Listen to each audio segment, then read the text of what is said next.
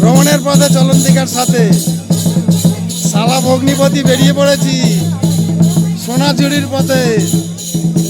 দেখেছো পোশাক, এমনি পোশাক পরলে সোনাঝুরিতে আসতে হবে। এমনি রকমারি আমরা কুর্তা কিনেছি, তোমরা বান্ধবীদের নিয়ে এসে কুর্তি কিনবে, অসুবিধা নেই।